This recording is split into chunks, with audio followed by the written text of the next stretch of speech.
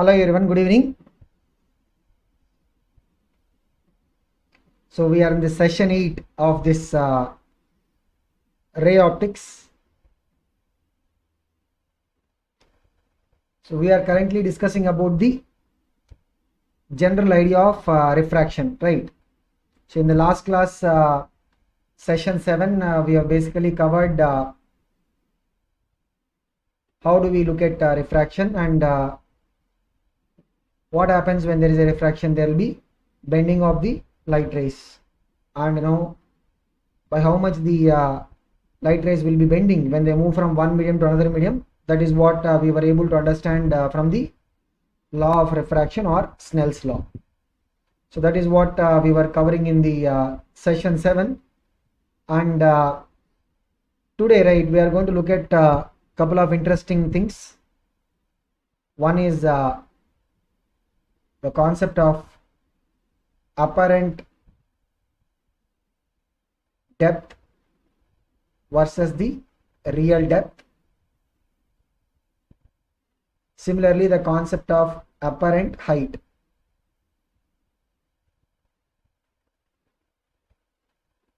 Versus the real height. Then we will also try to look at the refraction through a prism. So this is a very important one, both from JEE mains point of view as well as the NEET. Sometimes we have even got some questions in the JEE advanced level also from the prism, but usually in advanced level you will get some modification of the prism. You will not get direct prism based questions, but some kind of modification. We'll see what kind of questions can come, but this is broadly what we are going to cover in today's session. Okay guys, so we'll start the discussion. I'm sure those who are familiar with I don't know how many of you will actually go for swimming. So if you happen to go to swimming, right, you'll see that the person who is in the pool, right, his legs will appear to us as shorter. Same you can see in this dog example also, right? So the legs, they appear to be what? Shorter. Not only here, even think about it. You just drop some coin into a bucket of water. So the coin, say for example, you have a bucket of water, okay, and you drop a coin here. Then for you, the coin will appear to be slightly above than its original position. Means this is the real depth, right? The depth that will appear to you will be, so imagining you are observing from here, okay, so you are the observer, and what you will see is that the apparent depth or the depth that you will be able to observe, right, will look lesser than the real depth. This is a thing that you can probably observe in your home also. So when you try to put your hand into water and then just reach the place where the coin appears to be, right, you will see that the coin will not be really there. The coin will be actually little bit below that point. So this is a very common observation that we will make. So we will try to understand why this is happening. So this will be happening because of the refraction. So this apparent depth phenomena, right, is because of what? Refraction. Like we said, both the apparent depth phenomena as well as apparent height phenomena, both of them will be because of the refraction. So how it will happen, we will just try to understand. See, this is the object which is in the denser medium. Okay, so like the coin or something. So imagine this is the coin. Now light rays coming from that coin, right, when they come to the interface, they will bend. How they will bend? When they are moving from denser medium to air. So we are the observer, we are in the air, okay. When light rays are moving from denser medium to the rarer medium, how they will bend? They will bend away from the normal, right? So they will bend like this. They will be bending like this. Okay, so this is how the light rays will bend. Now the eye will observe that the light rays are coming along this path. So when the eye, so we see that light rays, right? How we will observe the light rays? For us, the light rays appear as if they are coming through this particular path. So this is where we will be pointing the object to be, and that is what will be the image. So that is not the real object, that is actually what? Image, that is caused due to the refraction. Now this is what is the position that we will be thinking, but the real position of the coin is here. Okay, so if you take x as the real depth, so x is the real depth, right? Then the apparent depth will be a fraction of it. Means, here we are saying, the apparent depth is what? X divided by some factor m. So we'll see what is this factor. So this factor will be related to the refractive index. So we'll see what is this factor, but generally what is it? The apparent depth will be real depth divided by a factor. We will see what will be the significance of this factor m. Okay, so this is what is the general observation.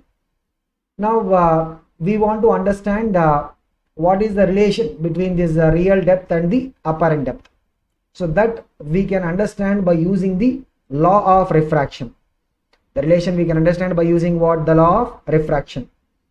But here, right, we will assume a particular case, that is our observation, right, is close to the normal incidence.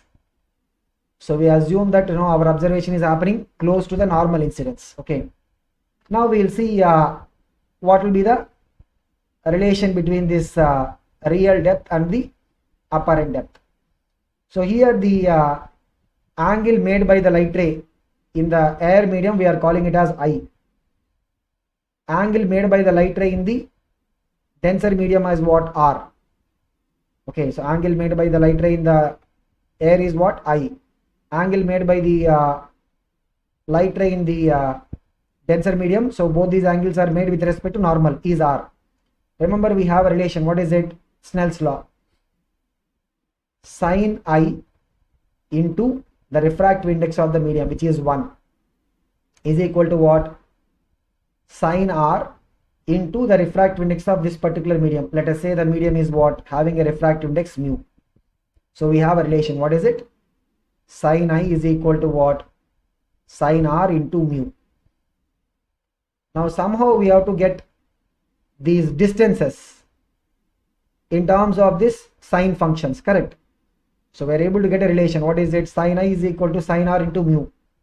Now we need to see what will be the relation between the distances and these angles. So look at it here. If the angle over here is I, this is the normal, this line is also what? The normal line, which means what? This line and this line, they both are what? Parallel. Here we will mark an angle I, means here also the angle will be what? I. Okay, and this is R, means see these are parallel lines, right? So there is a line that is intersecting both the parallel lines. This angle will be R. So look at triangle OAB. Triangle OAB. This is the right angle triangle. So when we say that we are observing from close to the normal incidence, right, it basically means the I value is going to be very small. If I is small, means R also will be what? Small. Now in triangle OAB, what is sin R? Sin R will be what? The opposite, which is AB, divided by the hypotenuse. Okay, so hypotenuse will be what? OB. Now since R is a small angle, right, sin R will be approximately equal to what? Tan R. And what is it going to be? It will be equal to what? What is the tan R expression? AB by OA. So OA is basically what? Our X. OA is basically our X value. Okay, so this is about the sin R. So sin R we are taking it to be what? Approximately tan R. Okay, so thereby we are getting the sin r will be equal to what? AB by x. Let us keep it. Then we will go to the other triangle, that is triangle IAB. So we'll just have to work with little bit patience here. That's it. We'll get the answer. So what is this triangle IAB? So look at the triangle IAB. In that, this is the angle I. Here also sin I, we will take it to be approximately tan I, because the angle is small angle. The tan I means what? AB divided by, so instead of calling it as x by m, we will see what is the value of this m later, but let us call it as what? X dash for some time. So it will be what? AB by x dash. So here the x is the real depth, x dash is what? The apparent depth. Okay. Now we will just go and substitute these two values in that relation. What is the relation we have? Sin I is equal to what? Sin r into mu, right? Sin I is what? AB by x dash. This is equal to sin r. Sin r is what? AB by x into mu. So AB is cancelled. We will just have to rearrange. So rearrange them.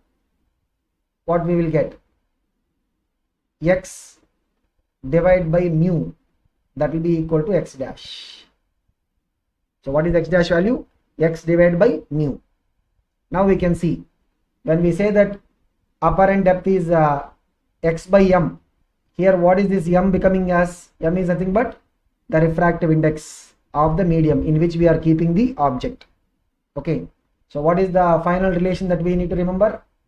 The d apparent will be equal to what? D real divided by mu. Okay, so if the medium refractive index is higher, means what? The apparent depth will become lesser and lesser. Okay, so if the second medium is also air, second medium is not water or something, it is also air, then mu will be equal to what? Same one, right? Then in that case, what you will have? The apparent depth will be equal to real depth. That's it. So this is the relation. So what is the formula here? We need to remember the apparent depth is equal to what? Apparent depth will be equal to real depth divided by mu. That's it. Okay, so here under what assumption we have done this derivation? The assumption that we are observing the coin close to the normal. Now if not, if we are not observing the coin close to normal, then how do we proceed? Then how we have to proceed? We have to proceed based on the law of refraction. So here the only thing is what? We will not be able to make that simplification, that sin I is close to tan I, right, and sin r is equal to close to tan r. That simplification we will not be able to make. Then we have to go for as it is, whatever the values that are there, right? We have to go as per the values and then we will get the relation. But in that case also we will get a relation. This is a simplified one where the assumption is what? We are observing the coin or the object close to the normal. Okay, so this is about the concept of the apparent depth. Now if we make a combination of medium, like we have these layers of liquids which are not mixing with each other, layers of liquids which are not mixing with each other, like say their densities are different, then like water and kerosene, they will be clearly staying separately. So you have imagine here three liquids immiscible, one is above the other, like that. In this the depth is d1, index refractive index value is mu1. In this the depth is d2, refractive index is mu2. In this the depth is d3, refractive index is what? Mu3. So we keep a coin here, imagine, and we are observing it from the top. We are observing from the top. So the d apparent overall, because here the light rays will go from first where? The medium 3 to medium 2, then medium 2 to medium 1, and finally from medium 1 to air. How the light rays will go? They will go from the coin or object is kept below, right? They will go from medium 3 to medium 2, then 2 to 1, then 1 to the air. So in this case the total apparent depth, right, will be what? It will be given by d1 by mu1. So each medium, right, the real depth, we have to divide that by the corresponding refractive index. Second medium d2 by mu2, third medium d3 by mu3. So this is what will be the apparent depth. So here we are just going as per the sequence. So each medium, right, the apparent depth will be what? The depth of the medium divided by the refractive index, like that. Okay, so this is how we'll have, like if you have even 4 medium or 5 medium, then all that is going to happen is we'll have d4 by mu 4, then d5 by mu 5, like that.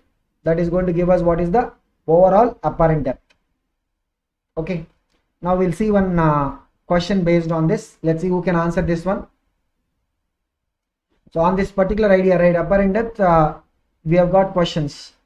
I think in couple of years, NEET as well as in I think 1 year JEE also we got question on this. But this is an important area for the numericals. One that advantage is this is just going to be on one formula. The refractive index of glass slab is 1.5. There is a point object O inside the slab as shown. So there is somewhere inside the slab there is a point O. To the eye even, object appears at a distance 6 centimeter from the top surface. For the eye even it is appearing at what? 6 centimeters. Appearing means they are saying what? The D1 apparent value, that is 6 centimeters. And for the eye E2 it appears at a distance of 8 centimeters, means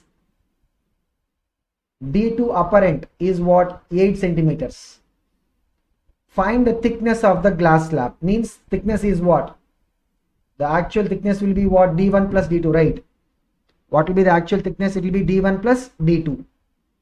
Check it up, guys. So here D1 apparent is given. So what is the relation? D1 apparent is equal to what? The actual D1 value divided by mu, right? Mu is 1.5. Means from here, right? What is the D1 actual value? 1.5 into that D1 apparent. What is the D1 apparent value given to us? 6 centimeters, right? So 1.5 into 6 centimeter means what? That is 9 centimeters.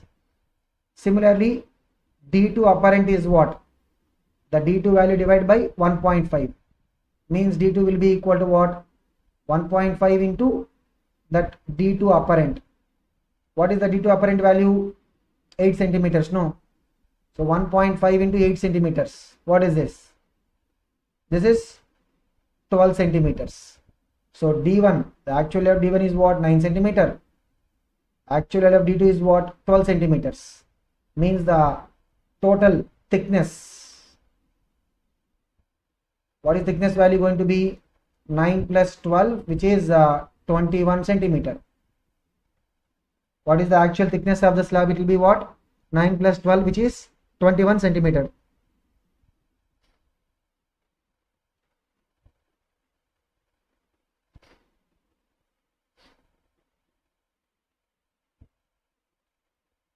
Okay, so this is how we'll be able to expect some straight questions. If there are some straight questions on this real depth and apparent depth concept, this is the kind of questions we can expect.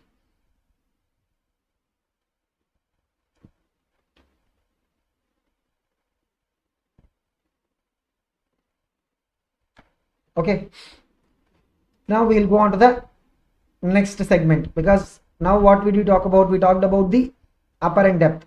What will be the other one? Apparent height. When we will observe apparent height, when we are in the denser medium, like we are in the denser medium and we are observing at an object which is in the air or the rarer medium. Okay, now look at it. This is the real height. Okay, so the real height is equal to what? X.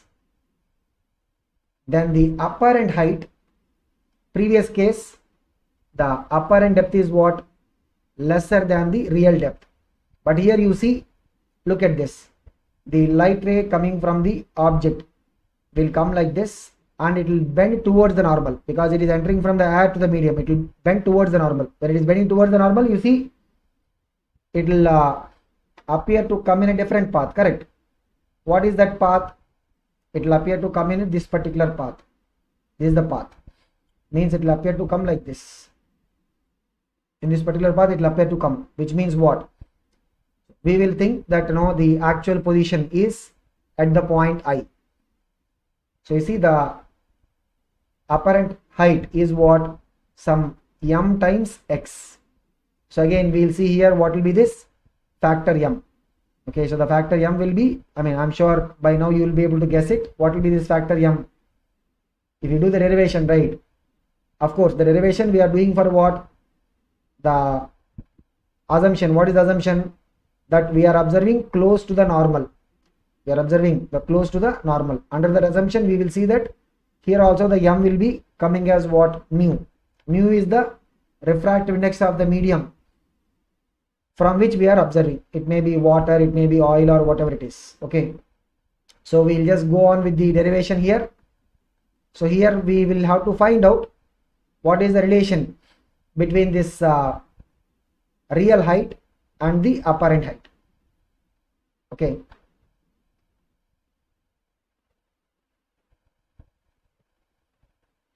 here again we'll do the same thing.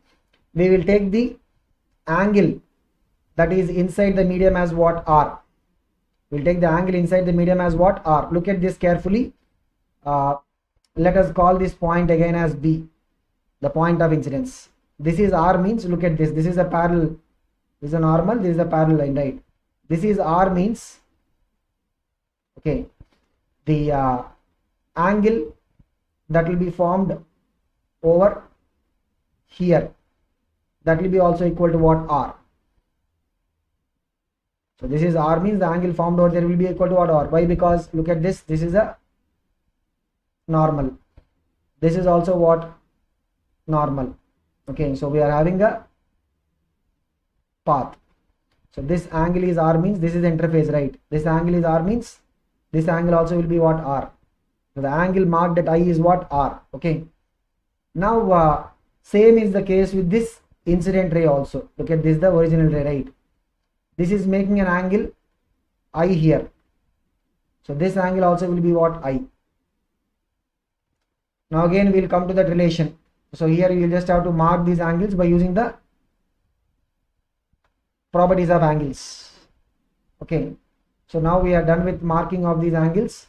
So that is our I, and that is the R. R is what? The angle that is made in the medium 2. Angle made by the light ray in the medium 2.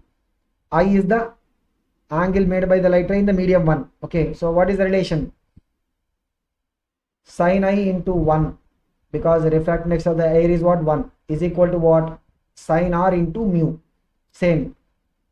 So which is what? Sin I is equal to sin R into mu. This is the relation we have. Okay, now we have to use this one. Use this one to find the relation between the real height and the apparent height. Again, the way we have done in the previous case, right? Since we are assuming the observation close to the normal line, that is the assumption.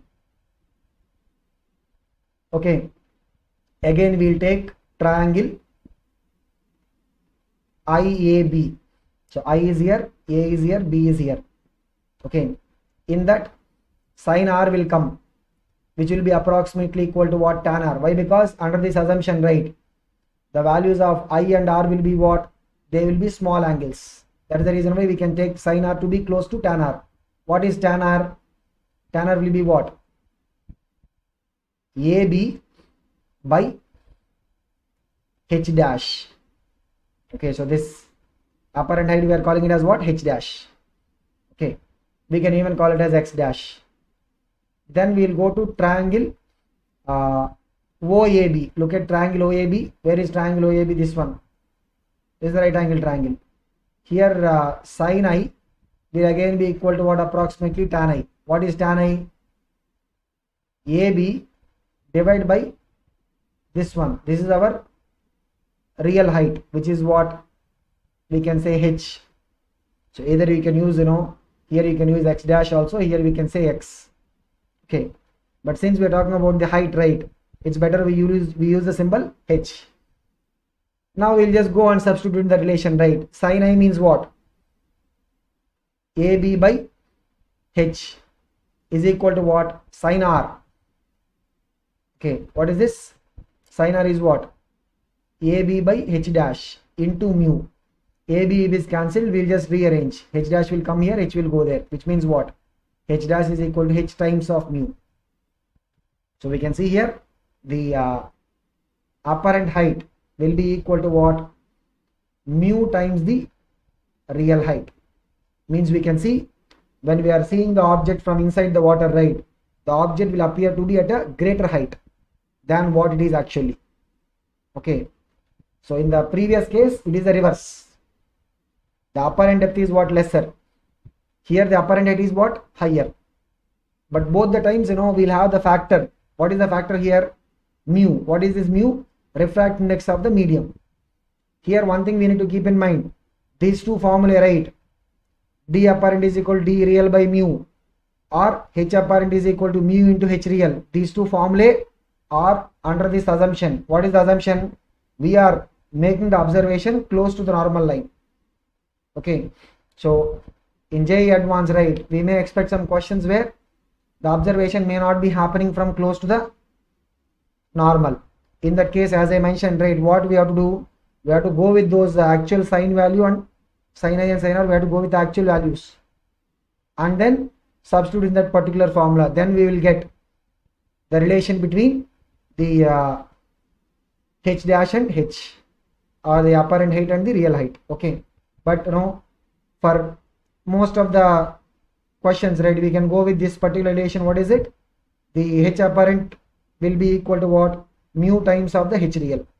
Okay, so we'll keep these two formulae, and we are not going to do any problem on this one, because this is again, it is going to be like an same the way we have done in the case of the apparent depth. The only thing is the formula will have a difference. That's what we need to keep in mind. Okay, now we'll move on to the next thing, that is refraction through a rectangular slab.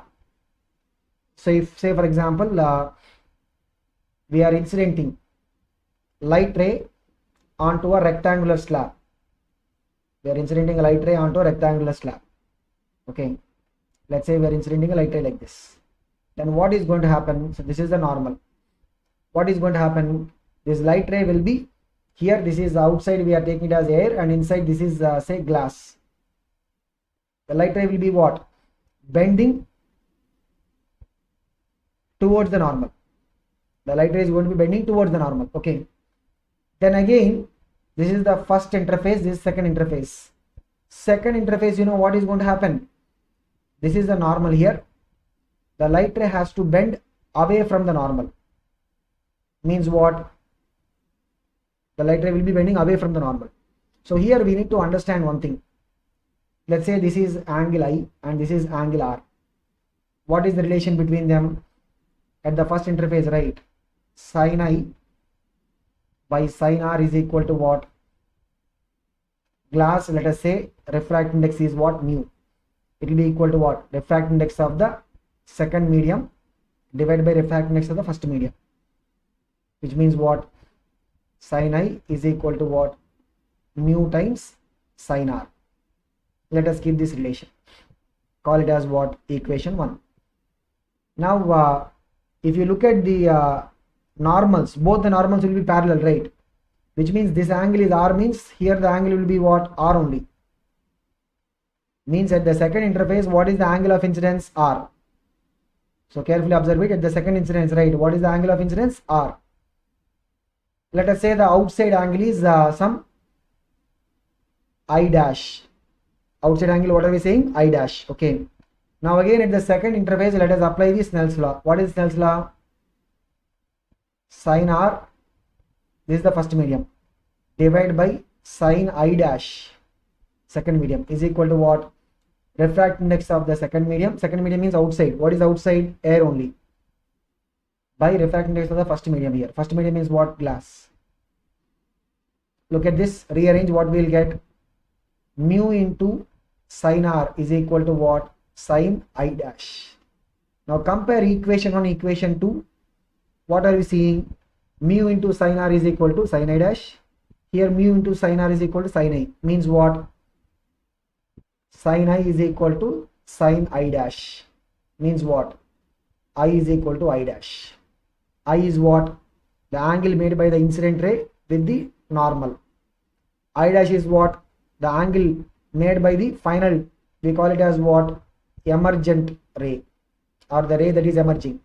The angle made by the emerging ray with the normal.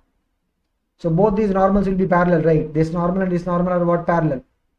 Means what? The incident ray and the emergent ray, both of them will be what? Parallel. Both of them will be what? Parallel. But then what is it the rectangular glass slab is doing? So by whatever angle, it will first deviate at the interface between the air and the glass. It is going to deviate by the same amount in the opposite orientation when it is getting refracted from glass to air. That is the basic idea. So that the initial ray and the final ray, right, they both will come to be what? Parallel. They both will come to be what? Parallel. But what is actually the glass slab doing then? Initial ray and final ray are parallel, right? But what is it doing? What is it doing basically? It is basically creating a shift. This is what we call as the lateral shift. So original path is like this, means the final emergent ray is also parallel to that, but it is getting shifted. It is basically getting what? Shifted. So we call the shift as what? The lateral shift. So whenever we pass light ray through a rectangular glass slab, right, what we are going to observe? We will be observing a lateral shift. Okay, there will be no bending, because whatever the deviation that is happening at the air to glass interface, glass to air, same amount of deviation in the opposite orientation is happening, so that net there will be no deviation. Incident ray and the final emergent ray will be what? Parallel to each other, but there will be a lateral shift.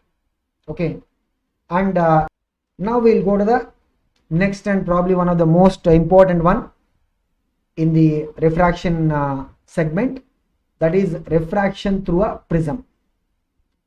What is the prism? I am sure all of us will understand the concept of a prism. So here the prism, right, we are seeing the side view, or we can say front view rather. Okay, so we are holding it like this and seeing. So the lateral surfaces, right, will be what? Rectangular. Lateral surfaces will be what? They will be rectangular. So when we see it from that front side, right, what you will be able to observe? You will be able to see that it is looking like a triangle. Okay, but what is it? A prism is not a 2D shape, it is a 3D object. Okay, now look at it. When we are incidenting ray on one of the lateral surfaces, so where do we incident? We will incident the light ray on one of the lateral surfaces. It will undergo refraction. So this is a prism we will consider to be made up of glass. It will undergo refraction. Refraction means what? Here it is moving from air to glass, right? So it will bend. So look at it. If this is the normal, right? If this is the normal, it is bending towards the normal. This dotted line is representing the original path. Is representing what? The original path. Okay, it will bend towards the normal. This is how the light ray is going. And here, this is the normal. In this case, what is going to happen? It is going to move from glass to air, right? So it will bend away from the normal. So this is the final path. This is the final path. This is what? The emerging ray. So we need to understand there will be refraction happening twice. One at the first lateral face and another refraction at the second lateral face. Now in prism, right, one of the important things that we are going to be focusing on is the deviation. Like this is the original path, right? The incident ray is coming in a particular path. That is what is our original path. You see here from the original path, the final emerging ray is appearing to be deviated. That angle between the original path and the final path, right, is called as what? The angle of deviation. What is it called as? Angle of deviation. So when we are talking about studying the prism, right, or studying the refraction through a prism, this angle of deviation is an important concept. And Here the angle made by the incident ray with the normal, we call it as what? Angle of incidence. And the angle made by the emerging ray with the normal is called as what? Angle of emergence. The angle by which the original path is deviated because of the double refraction. Here refraction is happening at the first interface, second interface. After the double refraction, we look at what is the final emerging ray.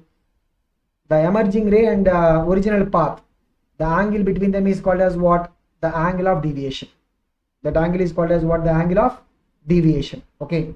So here generally we will have to look at what is the notation that we will follow, because whenever we see the formula, right, with regard to a prism, we will use some standard notation.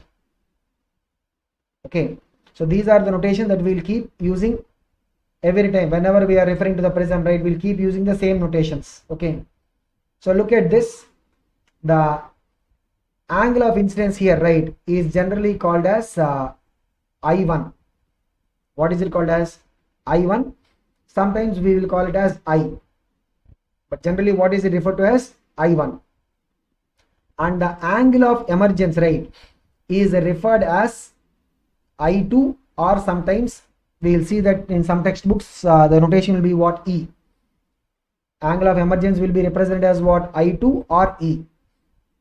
Now here the first refraction, right, look at this. This is the normal. Okay. This side also we have a normal, right? Let us say that both the normals are meeting here. The angle between this ray inside the prism, the ray is coming like this inside the prism, right, and the normal, here we will call it as what? R1. And this side, the angle between the light ray and the normal, this side is called as what? R2. And angle of the prism, right, the top angle is called as what? It's represented by the symbol A. So A represents what? The angle of the prism. Sometimes we'll see this word thin prism. What is the word that we'll see? Thin prism. Thin prism means what? The thickness of the prism is very less. Means what? The top angle, right, which is the angle of the prism, A will be very small. That is what is the thin prism assumption. Thin prism assumption means what? The value of the A will be what? Small.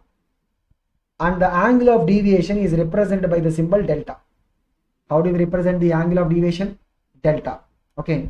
So here first what we are going to find is, we will see what is the value of this delta in terms of the other parameters. And of course the prism, the way we will deal with, right, is we will consider that the prism which is having a material of refractive index mu is kept in the air. That is the assumption we are working with. Means both sides, this side as well as the other side, right, we are assuming there is going to be air only. Okay. So this is what is the standard notation that we are going to follow while we are dealing with the prism. Okay. Now what is our first task? We will try to find any given prism by how much it is going to deviate the light ray. So that is represented by what? The angle of deviation delta. So our task is to find what is this angle of deviation delta. So the delta value, right, we are going to find in terms of the other variables. The delta value we are going to find in terms of the other variables. Generally, for any given prism, A will be known to us, same time mu also will be known to us, and that angle of incidence I1 will be something that will be known to us. Okay, so what are the general things that will be known to us? Because we are incident in the ray, right? So we will know what is I1. We will know what is the angle of the prism. We know by which material this a prism is made up of. Okay. Now before we go and do this derivation, right, so here we will just look at some relations. So we said R1 and R2 are what? The angle made by the light ray with the normals on both sides. One side it is what? R1. Here what is it? This is R1. Here this is what? R2. Now if you look at the angle over here, This is what? Look at this. Let us just name it as what? Some quadrilateral. A, B, C, D, like that. It's a quadrilateral. A, B, C, D is what? Quadrilateral. In the A, B, C, D quadrilateral, right, what we see is that the angle at B is what? 90. Why? This is a normal. Angle at D is also what? 90. So in the quadrilateral A, B, C, D, angle at B is what? 90. Angle at D is also what? 90. Which means both of them put together is what? 180. Angle A and angle C, these are the other two angles, right? Remember, in a quadrilateral, what is sum of all the angles? Sum of all the angles will be what? 360, right? Which means the angle A plus angle C should be equal to what? 180. Because B and D are already 90 each. Means the other two angles sum should be equal to what? 180. Which means the angle C over here, right, can be expressed as what? 180 minus A. A is the prism angle. Angle C can be expressed as what? 180 minus A. Now, in triangle BCD, this triangle BCD, look at the triangle BCD. In triangle BCD, R1 plus R2 plus C is 180.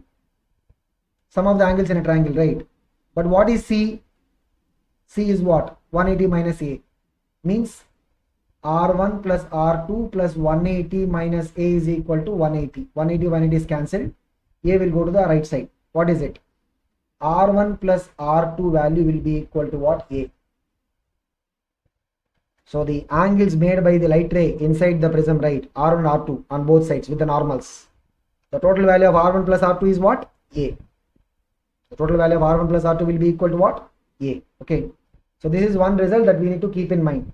This is going to be used when we are going to do the derivation for this delta. So we are going to do the derivation for what? The angle of deviation delta. For that, what is the first result we are having? We have the result that R1 plus R2 will be equal to what? The angle of the prism. R1 plus R2 will be equal to what? The angle of the prism. Okay. Now we'll see one more result before we go to the derivation, because these results we need to be having before we go to the derivation.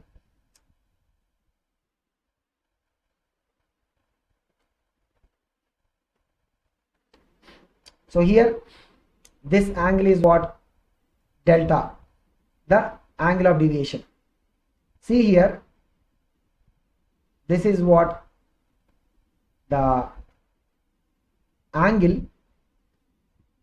let us call it as delta 1. This angle, let us call it as what? Delta 2. Then when you observe it, right, this is angle I1. Delta 1 plus R1 is equal to what? I1. Delta 1 plus R1 is equal to what? I1. Which means delta 1 will be equal to what? I1 minus R1. Delta 1 will be equal to what? I1 minus R1. Similarly here, delta 2 plus R2 will be equal to what? This side I2. Means delta 2 plus R2 is equal to what? I2. Because this is the total angle, right? Total angle here is equal to total angle. Vertically opposite angles. From here, delta 2 is equal to what? I2 minus R2. Just keep these. Now we'll go for the derivation. So look at it. So this is the incident ray. The angle made with the normal is what? I1. This is the emergent ray. Angle made with the normal is what? I2. This I2 can be also sometimes shown as what? E. The angle made by the light ray inside the prism with the normal, here R1, here R2. Already we have the result. What is it? R1 plus R2 is equal to A. And here delta 1. You see here delta 1 is equal to what? I1 minus R1. Delta 2 is equal to what? I2 minus R2. Now look at this. We have come to the final step. In triangle MPQ. What is the triangle MPQ? In triangle MPQ, right, delta is an external angle. Delta is what? External angle. You can see delta is what? External angle. Remember the properties of angles in a triangle. An external angle is equal to what? Sum of the other two interior angles. Other two interior angles means what? Here delta 1, here delta 2. So delta will be equal to what? Simply delta 1 plus delta 2. But what is delta 1? I1 minus R1. What is delta 2? I2 minus R2. So look at it, I am going to rearrange. I1 plus I2 minus of R1 plus R2. So here we should know one thing. What is R1 plus R2? A, right? Which means the delta will be equal to what? I1 plus I2 minus A. That's it. So this is the final formula. What is it? The angle of deviation delta will be equal to what? I1 plus I2. I1 is what? Angle of incidence. I2 is what? Angle of emergence. Minus A. A is what? Angle of the prism. So this is what is the deviation angle delta. This is what is the deviation angle delta. Okay. So it's an important result. And on this deviation, right, we will have some simplifications also. Like as we go into the discussion, we will see there will be some simplifications. But sometimes not so much in the NEET level maybe, but at least in the JEE level, right, we can get questions straight on the deviation. Like, you know, we are going to do some simplification for these deviation concept, but even we can expect some questions without those simplification cases. Like, you know, we can have a general problem on the measurement of this angle of deviation. So what is the angle of deviation formula? I1 plus I2 minus A. I1 is what? Angle of incidence. I2 is what? Angle of emergence. A is what? Angle of the prism. Okay, so this formula we have to keep in mind. Now with this formula, right, let us see if we can solve this question. What is it? This is a representation where A is given as 75. I1 is what? 45. Mu is given √2. Find total deviation by the prism, means they are asking delta. They are asking us what? Delta. So we know to find delta we should know I2. What is delta formula? I1 plus I2 minus A. Looks like almost we got the answer, because I1 we are able to see 45. A also we are able to see 75. But where is the problem? I2 we don't know. We don't know the value of I2. The question is how we will find the value of I2. Just think about it. If we know R2, using Snell's law we can find I2. That is the thing, right? If you know R2 means using Snell's law we can find I2. But R2 we don't know. How do we know R2 value? If we at least know R1, see, I2 we have to get it from R2 only by using Snell's law. There is no other way. R2 also we don't have. R2 we can get it if we know R1. Why? Because remember, R2 plus R1 is equal to A, right? Means A is known to us. A is known to us. So if we know R1 means we can get R2. If we know R2 means we will use Snell's law to get I2. But our task will begin here. First we have to find R1. If we get R1 means we will get R2. Then only we can find I2. You are able to follow. What is the question? The question is what they are asking us. Find the total deviation by the prism. Means we have to find delta. Delta is what? We know the formula. I1 plus I2 minus A. I1 we are able to clearly see 45. A we are able to see 75. But I2 we don't have. To get I2 we should know R2. But R2 also we don't have. R2 we have to get it from what? R1. Because R1 plus R2 is equal to A, right? Means R2 is equal to what? A minus R1. First step of the question is what? To get the R1. So look at it. Sin I1 by, I am using the Snell's law, at first surface. Sin I1 by sin R1 is equal to what? Refract into second medium. Second medium means what? The medium into which the light is entering into. Second medium is √2 here. Divided by outside we assume air, right? So sin I1 means what? Sin 45. Sin R1. cross multiply 1 by root 2, that root 2 also will come to the denominator, is equal to sin r1. What is 1 by root 2 into 1 by root 2? 1 by 2 is equal to sin r1. Means what is r1? Sin r1 is equal to 1 by 2 means what is sin 30? Sin 30 is half, right?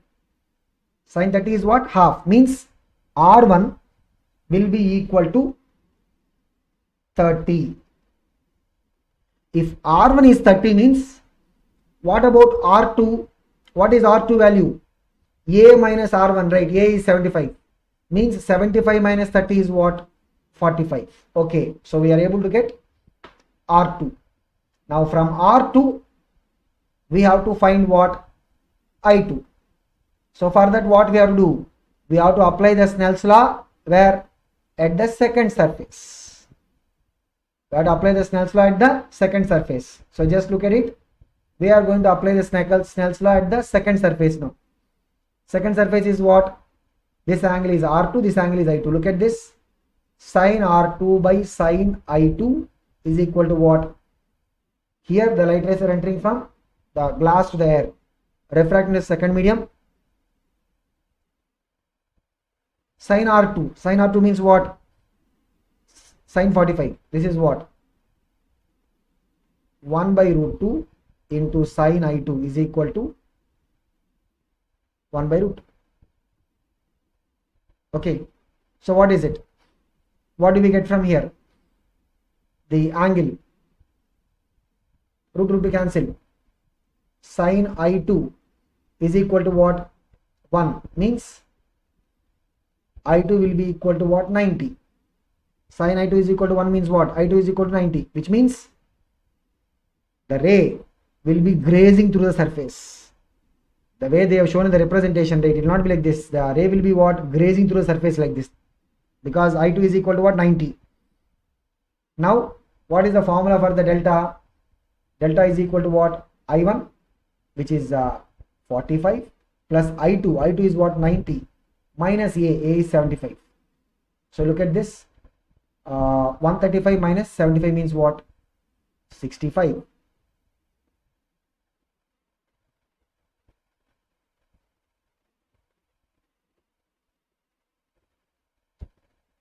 Or no, I don't think so. So 135 minus 75, right? That will be what? 60. Check it up, guys. What must be the answer? It should be what? The angle of deviation in this case should be equal to what? It should be 60. You have to check and tell me whether you are able to get the same answer or not.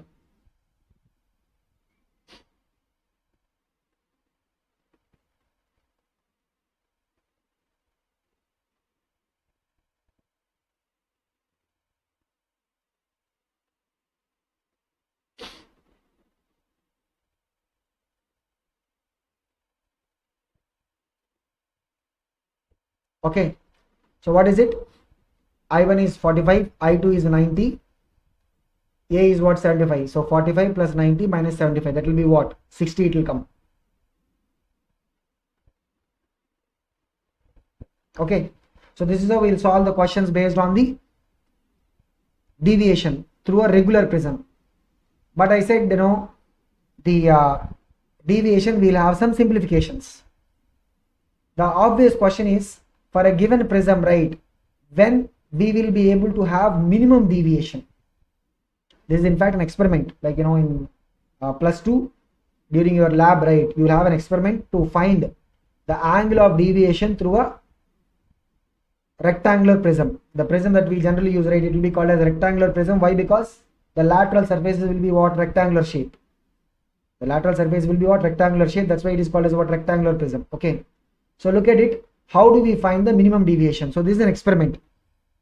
If the value of angle of incidence, and the delta, they are plotted as a graph, means what? We will take angle of incidence is 15. For that we will find what is the delta. We'll get it. We'll change it to 20. We'll get delta. We'll change it to 25. We'll get delta. We'll change it to 30, 35, 40. like that we make a plot. If you make a plot, right, the plot is going to come like this. It will come like a curve. Now here there are two things that we need to keep in mind. One is, look at this, draw a horizontal line. The horizontal line represents what? A particular value for the deviation delta. It is achieved at two values. Maybe we call it as what? A, and we'll call this other value as what? B. For two values of angle of incidence, we are getting the same deviation. Means, you know, if the angle of incidence is maybe 30 and angle of incidence is maybe some 55, for both of them we will get the same deviation. Similarly, if the angle of incidence is maybe some 35, the angle of emergence is maybe some 50, for both of them we will get the same angle of deviation. So why is it happening that we are having the deviation angle becoming same for two values of angle of incidence? The reason is, if you look at the property of light, light has got a interesting property which is called as the principle of retraceability of the path. What is it called as? Principle of retraceability of the path. So just think about it. We are drawing a prism. The diagram may not be very appropriate, but assume that this is like a prism, the way we have seen before. Now we are incidenting the ray here. This is what is the angle of incidence. We are calling it as I1. The ray will go into the prism and then it will emerge out. So here this is what we are calling as I2, the angle with which it will come out. Now remember, what is the deviation formula? I1 plus I2 minus A. What is the deviation formula? I1 plus I2 minus A. The principle of retraceability of the path for light says, if we incident the light in the opposite direction, means you incident the light ray like this, then the light ray is going to come back in the same path as it is. That is what is principle of retraceability of the path. The way it goes, it comes back. Now if you look at the other side, right, here what will you say as the angle of incidence? I2. Angle of emergence will be what? I1, right? If you see the light ray coming from that side, you will be counting I2 as the incidence, I1 as the emergence. If the light ray is going like this, means we will take I1 as the incidence, I2 as emergence. That side means I2 will be the incidence and I1 will be the emergence. Both the cases, the only thing is they will interchange. Both the cases delta value is going to come same. Both the cases the delta value will be coming same. So if you look at the graph, one significant point is what? You will have the same value of delta for two values of angle of incidence. If you draw a horizontal line, means that will cut the curve at 2 points. What is the significance of it? The significance is that light after all follows what? The principle of retraceability of the path. The way it goes, if we incident from the other direction, means it will come back in the same path. That is the reason why if the angle of incidence is I1 or the angle of incidence is I2, for both of them we will get the same delta value. That is over. Second thing is, if you look at it, right, the place where we will get the delta minimum, at this point, you know what is happening? We don't have two such angles. What do we have? We have only, so draw horizontal line. It is not cutting the, like if you draw a line here, it is cutting the curve at 2 points. But here what is happening?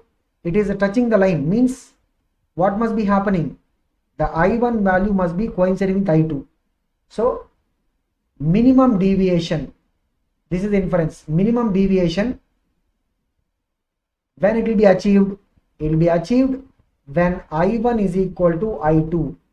So whenever we are going to have minimum deviation, right, in that particular state, the value of I1 will be equal to what? I2. Means the incident ray here, whatever the angle it makes, the emergent ray is going to make the same angle. Now by symmetry principle, right, look at it.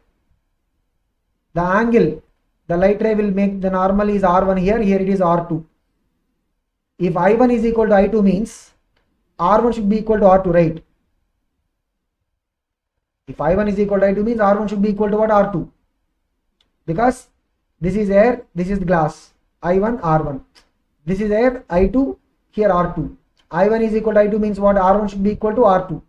We can put the Snell's law and get it also. Check it now. If you apply the Snell's law, you will get the same thing. So sine I1 by sine R1 is equal to what? Mu by 1. That is at the first interface. Second interface, here, right? Sine R2 by sine I2 is equal to 1 by mu. Now just compare both the expressions. Sine I1 is equal to sine I2. Just compare both of them, right? Here what we'll have? Sine R1 is equal to sine I1 by mu. Here also what we'll have? Sine R2 is equal to sine I2 by mu. Sine I1 is equal to sine I2, which means what? Sine R1 will be equal to sine R2. That means R1 is equal to R2. So the symmetry principle will be valid. So at the minimum deviation case, what we are going to have? I1 will be equal to I2, incident angle is equal to emergence angle, and R1 will be equal to R2. Okay, so here remember we have those relations. What are the relations? R1 plus R2 is equal to what? A. R1 plus R2 is equal to what? A is what? The angle of the prism. A is the angle of the prism, right? So we can get a relation for this delta minimum. So we'll see what will be the relation for the delta minimum. So delta minimum, right, is what? I. So here the angle of incidence is same as angle of emergence. We will call it as again I. I plus I minus A. That is what? 2I minus A. The delta minimum will be what? 2I minus A. So from here, the corresponding angle of incidence will be what? We will bring the A to the left side. Delta minimum plus A is equal to what? 2I. Delta minimum plus A divided by 2. That is our I value. What is the angle of incidence we should have for getting the delta minimum, right? What is the angle of incidence we should have? It will be equal to what? Delta minimum plus A by 2, or we can say A plus delta minimum by 2, because we will always prefer writing A first. Okay, so this is what is the angle of incidence to have that minimum deviation. Okay, now under this minimum deviation, right, we have one more relation. What is it? The angles made by the light ray inside the prism, R1 and R2 are also equal, right? Let us call it as what? R. But we have a relation, R1 plus R2 is equal to A, right? R1 plus R2 is equal to A. R1 is R2, right, which you are calling as R, which means 2R is equal to A. R is equal to what? A by 2. Now look at the prism. Look at the prism. So here, this is the angle of incidence I. This is the angle of refraction inside R. Medium is refractive index mu. So sin I by sin R is equal to what? Mu. Sin I by sin R is equal to what? Mu. Sin I means what? I is what? A plus delta minimum by 2. Divided by sin R. Sin R means what? Sin of A by 2 is equal to mu. So what is it? The relation is what? Mu is equal to what? Sin of A plus delta minimum by 2 divided by sin A by 2. So this will be giving us a relation for the minimum angle of deviation. So what is the relation? Mu is equal to what? Sin of A plus delta minimum by 2 divided by sin A by 2. So what is it? We are basically applying the Snell's law at the first interface. We are applying the Snell's law at the first interface, right? Sin I by sin R is equal to what? Mu. In place of I, we are substituting A plus delta minimum by 2. So this is like sin I. Divided by sin R. In place of R, what are you substituting? A by 2. That's it. So this is another important formula for the minimum deviation. So delta minimum is what? This is what is the minimum deviation. And for the minimum deviation, right, we should have the symmetry principle. What is symmetry principle? I1 will be equal to I2, R1 will be equal to R2. Okay. So keep these derivations and results. In the next class, right, we'll continue our discussion with the minimum deviation. So in the minimum deviation, right, we'll have some simplifications to be done. Okay, that we'll begin in the next class. Okay, we'll see in the next class.